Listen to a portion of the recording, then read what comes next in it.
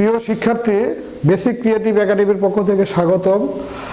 আজকে আমরা দেখাবো যে অষ্টম শ্রেণীর চতুর্থ অধ্যায়ের অনুশীলনী 4.1-এর 9 নম্বর অঙ্কটা আমরা পড়াবো। তোমরা মনোযোগ সহকারে দেখো, যদি না বুঝতে পারো তাহলে কমেন্টে জানাও আমাদেরকে, আমরা তোমাদেরকে আরো সহজ পদ্ধতিতে করে দেওয়ার চেষ্টা করবো আর কি। দেখো এখানে এই প্রশ্নের মধ্যে আছে কি, x - 1/x সমান 4 হলে দেখাও যে x² + 1/x² সমান 18। তাহলে আমরা এখানে লিখব যে দেওয়া আছে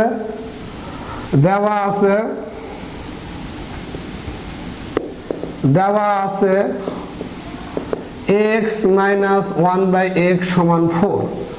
তোমাদেরকে এর আগেও বলছি যে সমান চিহ্নর এই পারে থাকলে এটা বাম পক্ষ, আর সমান চিহ্নর এই পারে থাকলে ডান পক্ষ। তাহলে বাম পক্ষ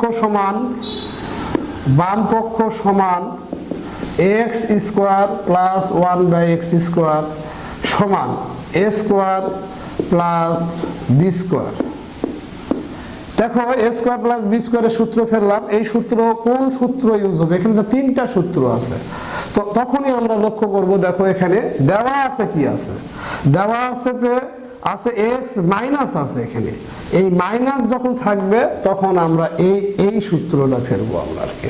তখন আমরা লিখব x - 1/x এর উপর whole square plus 2ab। x কেটে যায়, এটার মান হচ্ছে 4² + 2, এটার মান 4, 4 × 16 + 2 সমান 18।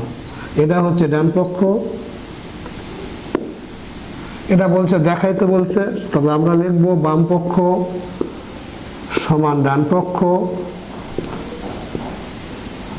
দেখানো হলো